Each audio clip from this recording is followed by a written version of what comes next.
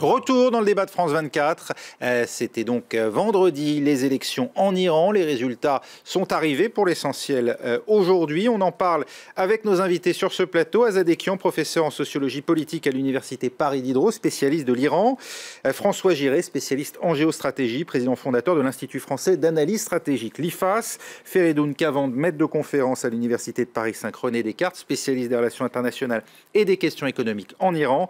Et Pierre Conessa, ancien haut fonctionnaire, vous êtes également du ministère de la Défense, vous êtes également maître de conférence à Sciences Po Paris et à l'ENA. On parlait donc du résultat de ces élections en Iran qui semble dessiner une forte poussée pour le camp modéré et réformateur au détriment des conservateurs. Aucun des deux camps n'a néanmoins, alors qu'il est la majorité au Parlement, poussé également à l'Assemblée des experts, celle qui pourrait être amenée à désigner un successeur si le cas de figure se présentait au guide suprême. Et donc c'est avec cette configuration-là que l'on va évoquer à présent l'avenir de l'Iran. Quel changement attendre au plan national?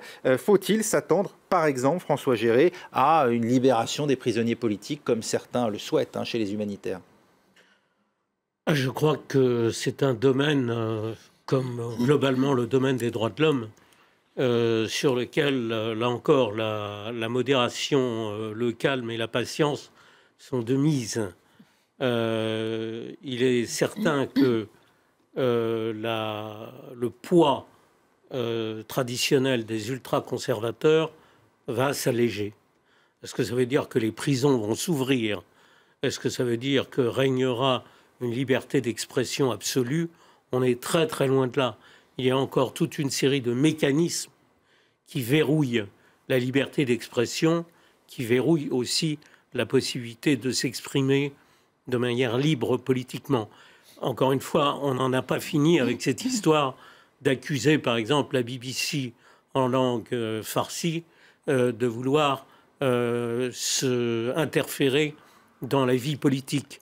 On n'en finira pas d'entendre des accusations plus ou moins farfelues, mais qui font partie de la campagne et qui vont faire partie de la campagne des conservateurs et des ultra-conservateurs, même s'ils ont été désavoués, et précisément parce qu'ils ont été désavoués, pour essayer de récupérer ce qui est incontestablement un échec. Donc, peut-être que les droits de l'homme seront dans une situation plus favorable, peut-être qu'il y aura davantage de tolérance, mais de là à penser que la liberté, au sens plein du terme, puisse se développer dans le pays, on en est encore loin. Je vous invite à regarder cette réaction d'un de nos téléspectateurs sur Twitter. L'élection démontre une volonté de changement, même mineure, et c'est sans doute ce qui est entre parenthèses qui est le plus important, de la population, parce que je vous voyais réagir à Azad Ekian. C'est naïf de croire qu'on va vers une démocratisation en Iran, même si on le rappelait, il y a bien des élections dans ce pays, ce qui prouve que les électeurs ont le choix, en tout cas des candidats qui leur sont donnés à désigner, ce qui évidemment élimine un certain nombre de potentiels modérés dans le cas présent.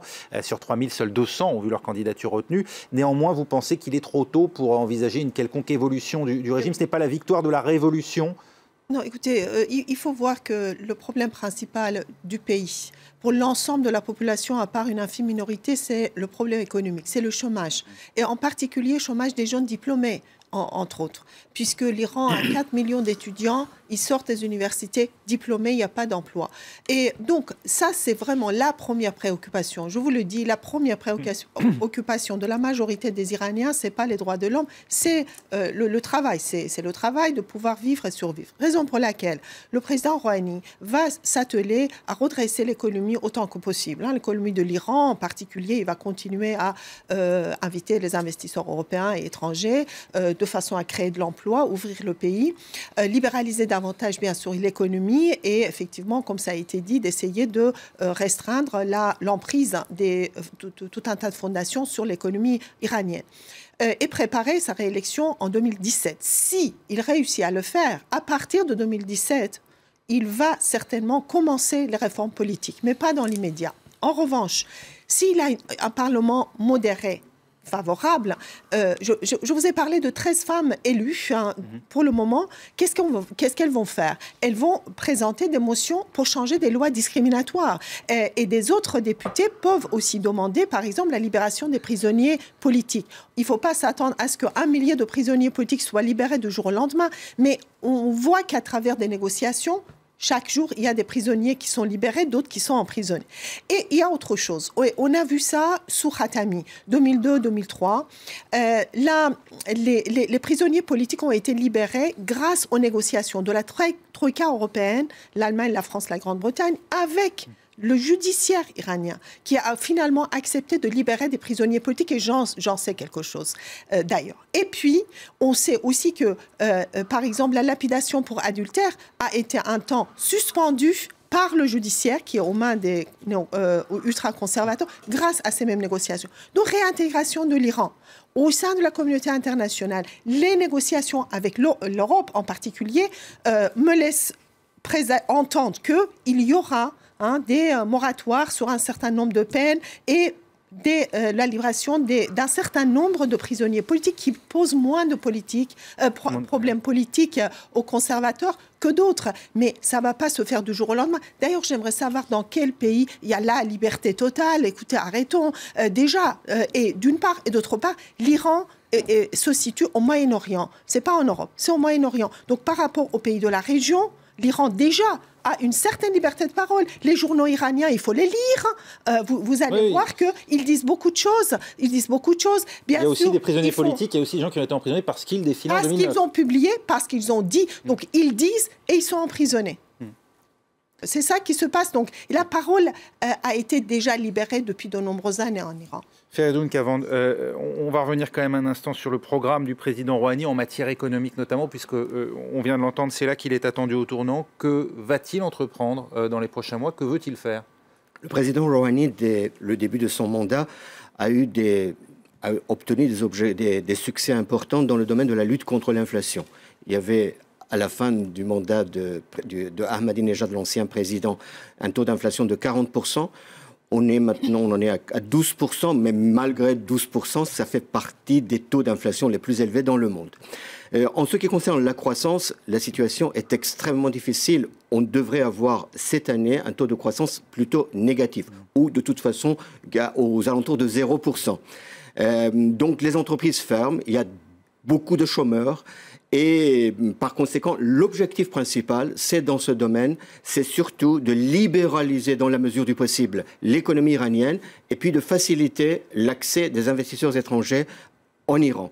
Et la première démarche... Il y a déjà une concurrence presque entre les pays occidentaux pour venir en Iran. Tout à fait. Il y a une grande concurrence, mais le problème pour les investisseurs internationaux, c'est de savoir est-ce que cette volonté d'ouverture du président Rouhani, c'est la volonté de son gouvernement ou c'est la volonté de ce qu'on appelle le nizam, c'est-à-dire le système politique, et donc qui bénéficie de l'appui du guide ou non. Je pense que la première démarche, et ça c'est une question extrêmement importante en liaison avec les élections, c'est de pouvoir présenter des contrats pétroliers plus alléchants aux firmes pétrolières occidentales pour qu'elles viennent en Iran. Jusqu'à présent, le Parlement sortant a empêché l'adoption de ces nouveaux contrats. Mais on pourrait espérer qu'avec le nouveau Parlement, il y aurait une ouverture vers, disons, cet accès, donc améliorer les conditions d'accès des investisseurs étrangers en Iran. Pierre Conessa, c'est, on le sent effectivement essentiel pour l'Iran, mais aussi pour l'avenir même du président Rouhani, d'obtenir maintenant des résultats. Oui, absolument. Cela dit, moi, je m'inscris un peu en faux. Paradoxalement, l'Iran n'est pas un pays rentier comme le sont le reste des pays de la région. Parce que justement, du fait de l'embargo, s'il y a un secteur économique qui s'est développé, c'est les secteurs qui étaient sous embargo, puisque c'est le rare exemple, si vous voulez, un embargo international qui permet à une industrie nationale de se développer. Bon, c'était le scénario qu'on avait connu en Afrique du Sud. C'est une chance, d'une certaine manière, de ne pas être devenu une mono-économie, une mono-industrie. Évidemment, ce n'est pas l'Arabie Saoudite de ce côté-là. Et en plus, si vous voulez, il y a une catégorie d'ingénieurs qui ont continué à se former à l'étranger en dépit des sanctions.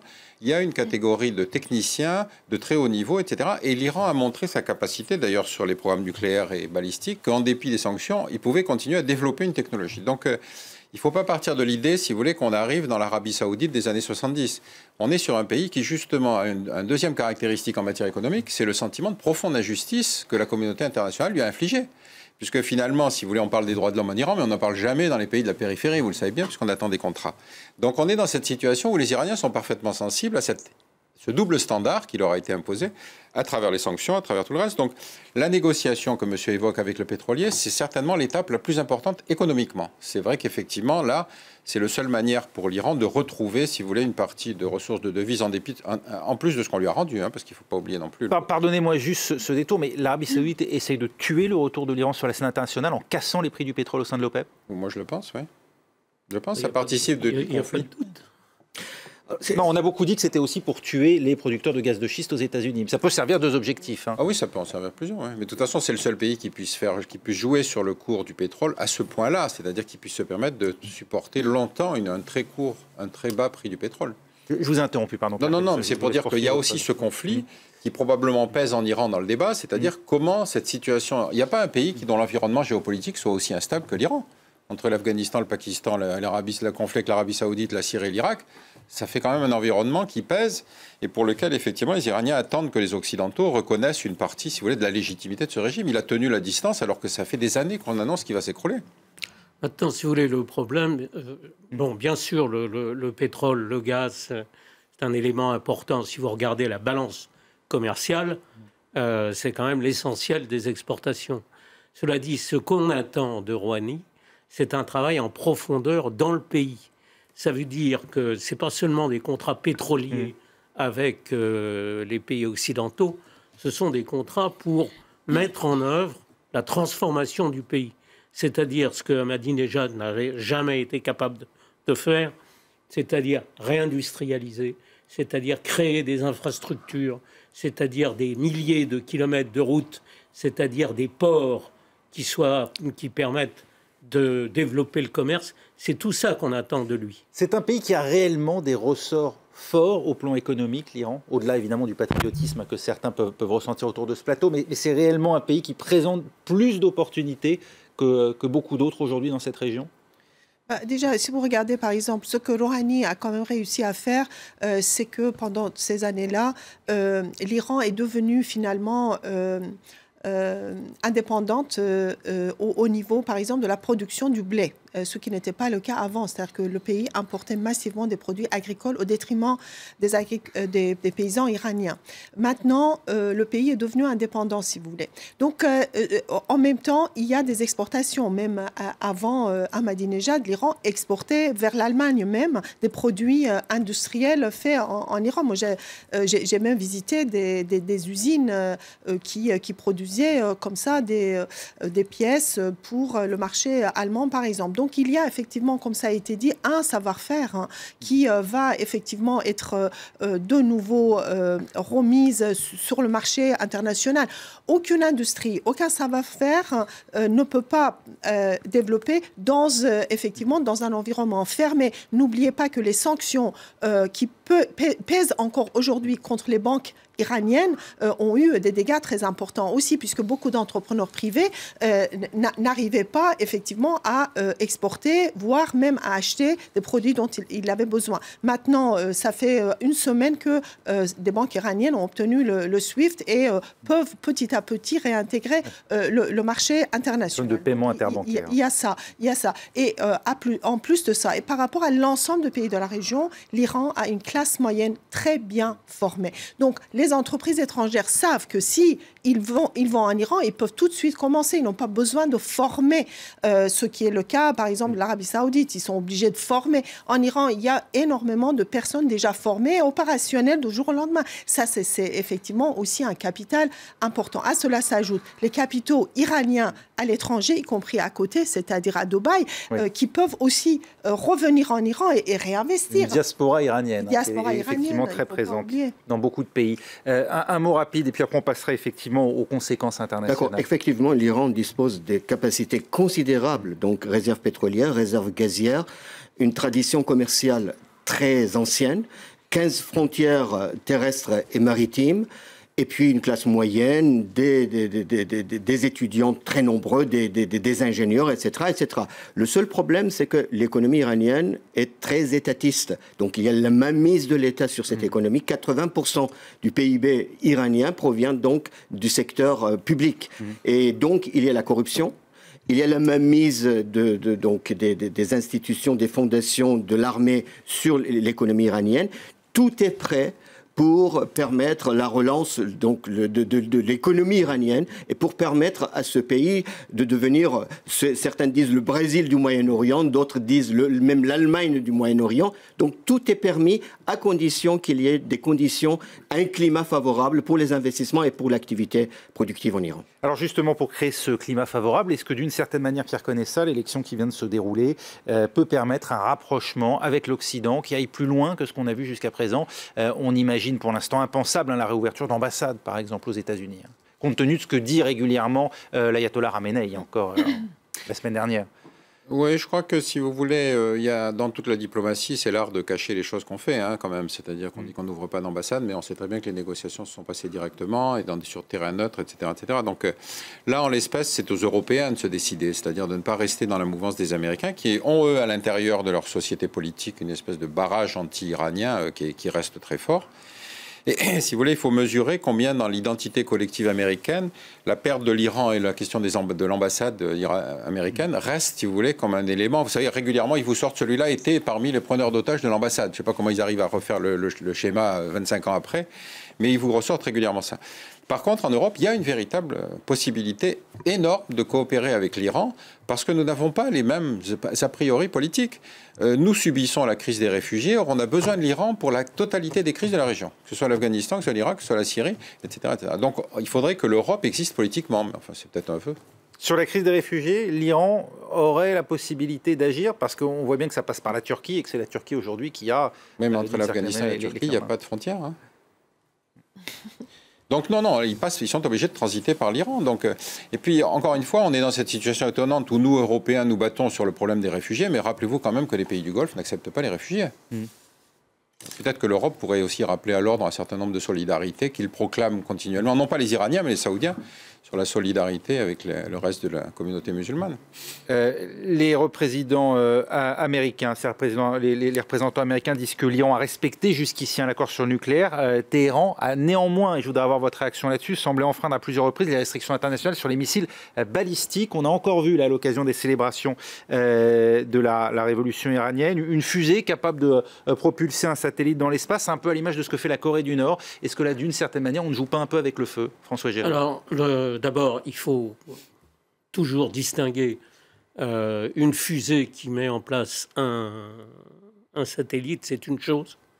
On imagine bien le message en un missile balistique, c'est une autre chose. Cela étant dit, les Iraniens ont un programme de missiles balistiques, l'ont développé, le font avancer, ont l'intention de continuer. Et là encore, la précision est importante. Il n'y a pas de restriction sur les missiles balistiques dans l'accord du 14 juillet. Il y a des restrictions par les résolutions du Conseil de sécurité des Nations Unies. Donc, jusqu'à présent, l'Iran est parfaitement respectueux de l'accord qu'il a signé le 14 juillet 2015 sur le nucléaire. Et il continue à considérer que les résolutions du Conseil de sécurité ne sont pas juridiquement recevables. Et donc, il continue dans cette voie-là. Il y a la lettre de l'accord et puis il y a l'esprit de l'accord. Est-ce qu'il n'y a pas une tentation de la part d'une frange, autour notamment de l'ayatollah Ali Khamenei, de fragiliser d'une certaine manière cet accord? Non, il a laissé vraiment son président aller dans cette direction. Il a accepté, il a considéré que les fameuses lignes rouges n'étaient pas transgressées, étaient respectées. Donc il va dans ce sens-là. Plutôt que de parler, permettez-moi d'insister sur un point. Mais dans les clivages, quand vous parlez des Européens, quand vous parlez bien entendu des États-Unis, il y a un point sur lequel on doit avoir beaucoup d'attention, c'est le problème d'Israël. Mme Merkel a dit très clairement, moi je n'ai pas invité le président Rouhani parce que sur le plan économique, on peut très bien s'entendre, mais sur le plan politique, nous avons une divergence majeure.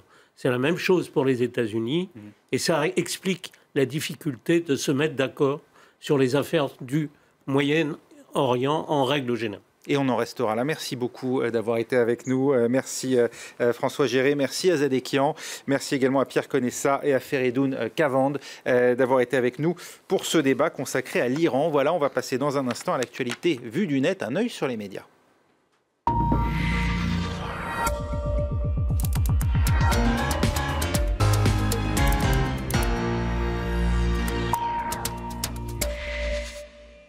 Et un œil sur les médias, c'est avec Karim Yayaoui. Bonjour Karim. Bonjour à tous. On va revenir donc d'abord sur les réactions sur Internet à ces élections en Iran et la poussée, on l'a dit, de ceux qu'on appelle les modérés, voire les réformateurs. Alors les regards sont divers à travers les médias. Tout le monde n'apprécie pas ces résultats de la même façon, en tout cas du côté du Monde. On s'arrête un instant sur des ultra-conservateurs humiliés, notamment du côté de Téhéran. Le site du Figaro retient notamment que 2 figures conservatrices ont été battues, notamment l'actuel chef de l'Assemblée des experts. Donc ces résultats ne sont pas à minimiser.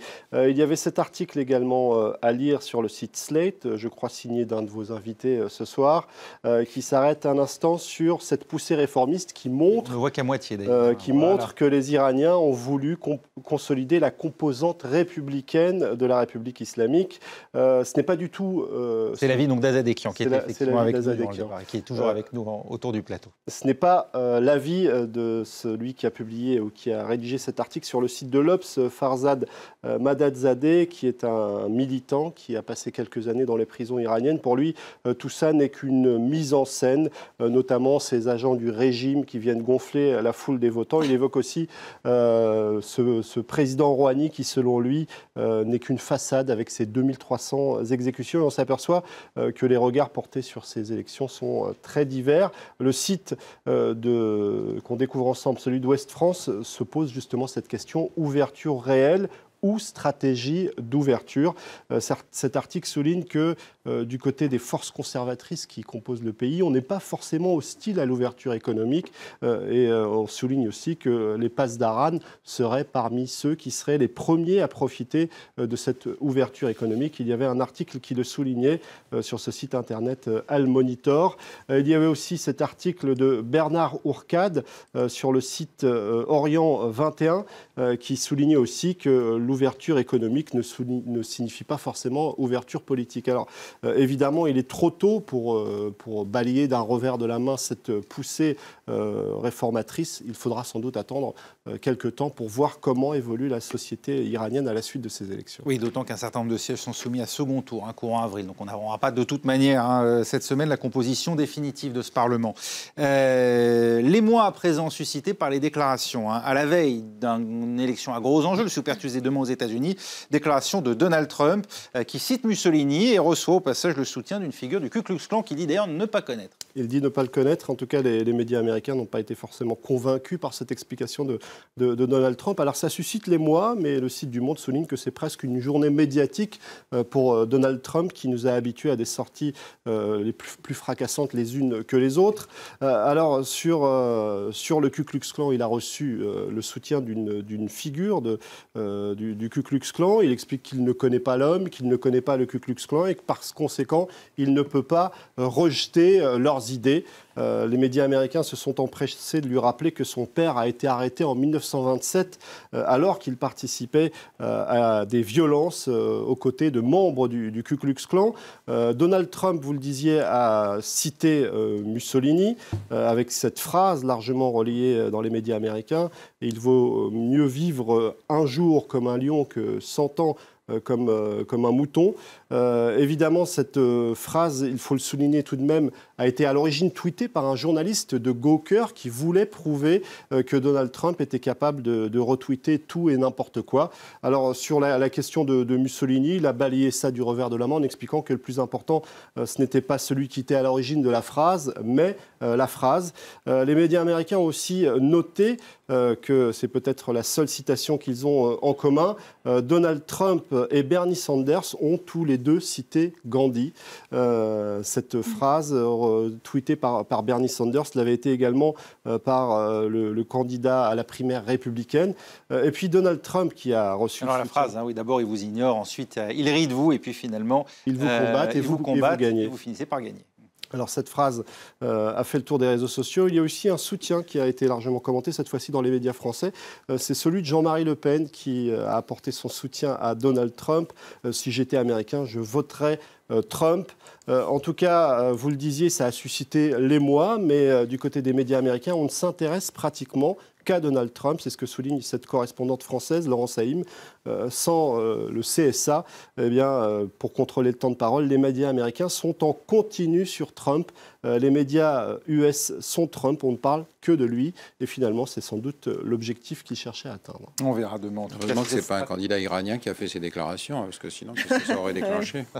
On reprend le débat. Non, on verra demain, effectivement, si cette stratégie de Donald Trump s'avère payante ou pas. Demain, c'est le Super Tuesday à suivre également sur Internet. Merci beaucoup, Karim. Merci à vous tous de nous avoir suivis. Dans un instant, c'est le journal sur France 24.